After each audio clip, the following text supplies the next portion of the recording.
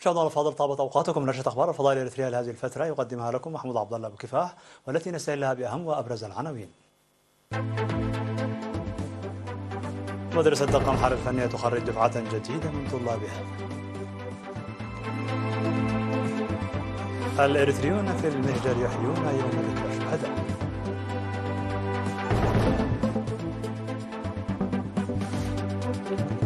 تدريب 54 عاملا في لغه الاشاره بالاقليم الاوسط. الرئيس الروسي بوتين يتعهد بسحق تمرد فاغنر ويصفه بطعن عبد الظهر.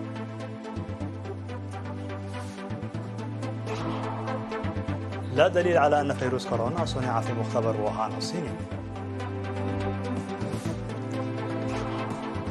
بشر دعوة الاتحاد الأوروبي لزعماء كوسوفو وصربيا لإجراء محادثات.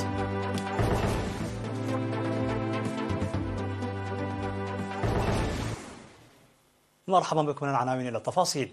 خرجت مدرسة دقم حرب الفنية اليوم 24 من يونيو 186 طالبا بعد دراسة استمرت لعامين في 7 تخصصات بدرجة الشهادة، وتضمنت الدراسة تخصصات النجارة والحدادة والبناء والخراطة والميكانيكا والإلكترونيات والكهرباء.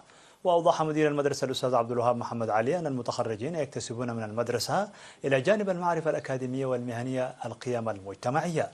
وذكر مسؤول مراقبة الكفاءة في وزارة التعليم السيد معشوق برتنسائي بأن على الطلاب إدراك أن التعليم المكتسب هو البداية ويجب تطويره بالعمل التطبيقي. وأشاد المتخرجون بجهد المعلمين والمشرفين مؤكدين استعدادهم للمساهمة في تنمية البلاد.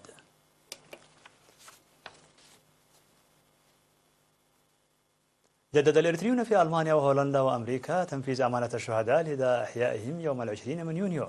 وأحيا الإريتريون في المدن الألمانية يوم الشهداء بتنظيم مختلف المناشط التي تعكس المناسبة وتمجد الشهداء. وقرر مواطنون من 12 مدينة ألمانية إعالة 395 أسر الشهيد وتبرع بمبلغ 26177 يورو لصندوق أمانة الشهداء. وأحيا الإريتريون في 10 مدن هولندية ذكرى الشهداء ببرامج مختلفة، وقرروا إعالة 22 أسر الشهيد والتبرع ب 38555 يورو لصندوق أمانة الشهداء. وفي لاس فيغاس الأمريكية أحيا الإريتريون يوم الشهداء وتبرع بمبلغ 34 ألف دولار لصندوق أمانة الشهداء.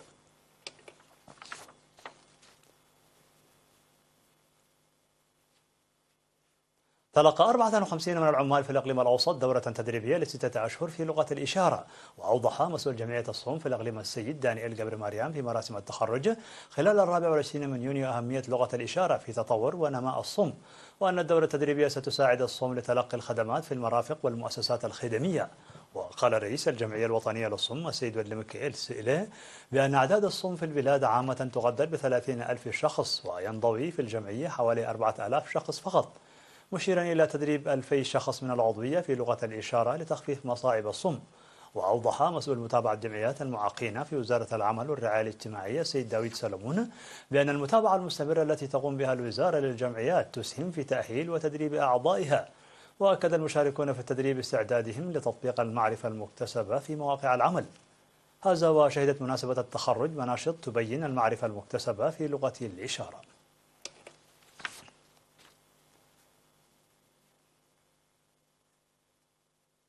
قدم المواطنون في مختلف مناطق البلاد 658,500 نقفة لإعالة أسر الشهداء.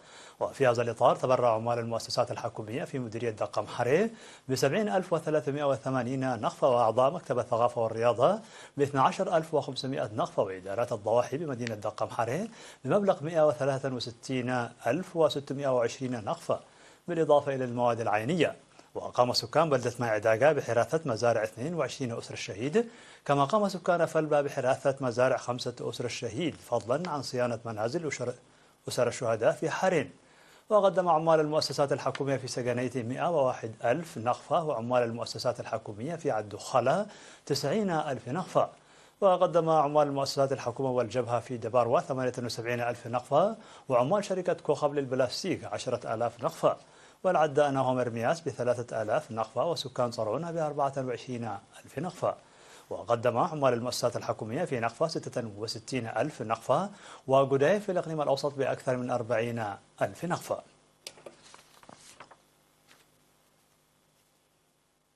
تلقى 62 طالبا في مديرية مايمنة دورة تدريبية مهنية.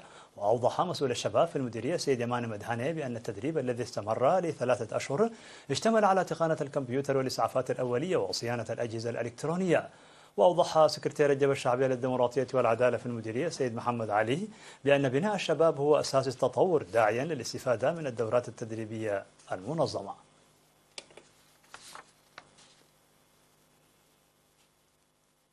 عقدت شرطة مدينة كرن يوم 18 من يونيو سيمينارا حول القانون لسكان ضواحي في الدارب وحمل مالو وليبانا بمدينة حمل مالو.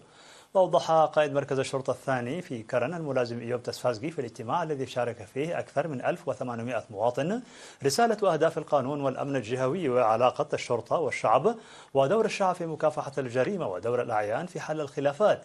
وقدم شرحا مفصلا حول الجرائم والمخالفات المرتكبة خلال العام الماضي هذا، وطالب السكان بفتح مركز شرطة في مديريتهم.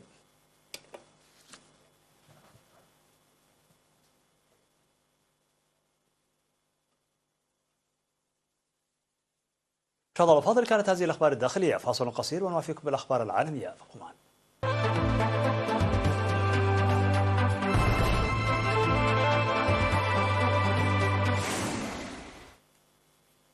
مرحبا بكم. على الصعيد العالمي، تعهد الرئيس الروسي فلاديمير بوتين بسحق تمرد مسلح بعد أن سيطر مرتزقة مجموعة فاغنر العسكرية الخاصة بزعامة يفغيني بريغونين على مدينة في الجنوب في إطار محاولة للإطاحة بالقيادة العسكرية، واصفا ما حدث بأنه طعن في الظهر وخيانة. وقال بوتين في كلمة له موجهة للأمة أنه تم جر قوات فاغنر لمقامرة إجرامية عبر التمرد المسلح، مشيرا إلى أنه سيتم الرد بشكل قوي وصارم على التمرد.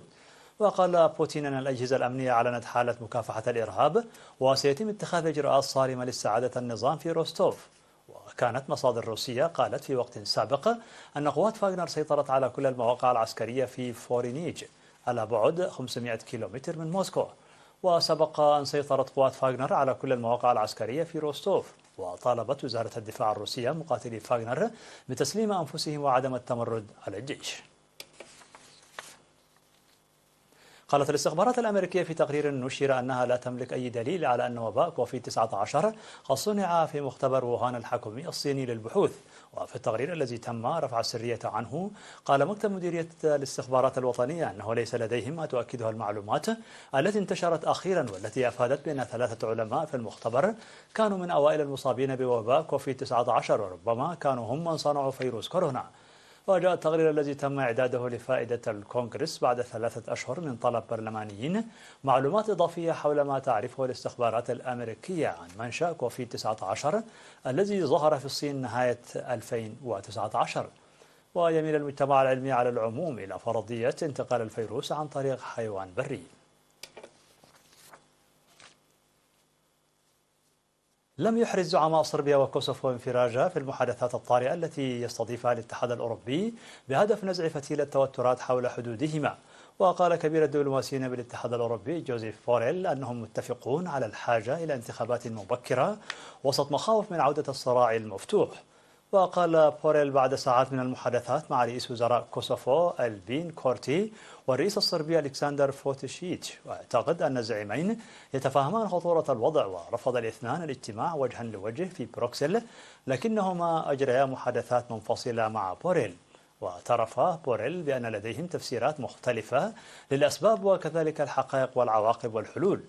اندلعت التوترات من جديد الشهر الماضي بعد أن استولت شرطة كوسوفو على مباني البلدية المحلية في شمال كوسوفو، حيث يمثل الصرب الأغلبية، لتنصيب رؤساء بلديات من أصل ألباني تم انتخابهم في انتخابات محلية قاطعها الصرب بأغلبية ساحقة.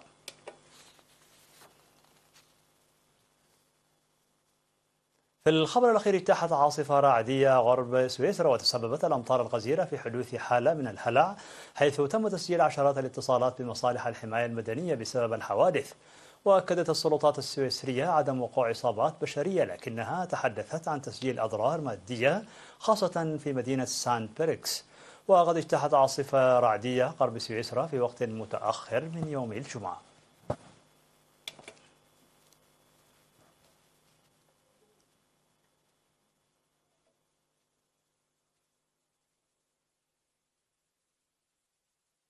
في نهاية النشرة لكم تذكير بأبرز ما جاء فيها من عناوين.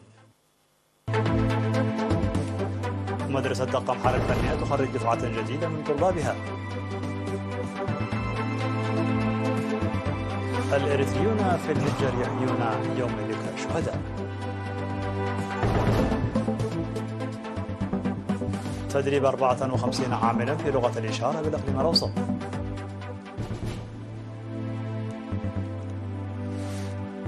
الرئيس الروسي بوتين يتعهد بسحق تمرد فاغنر ويصفه بطعنة في الظهر.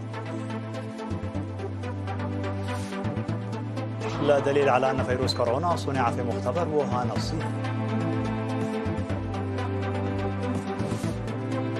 وفشل دعوة الاتحاد الأوروبي لزعماء كوسوفو وصربيا لإجراء محادثات.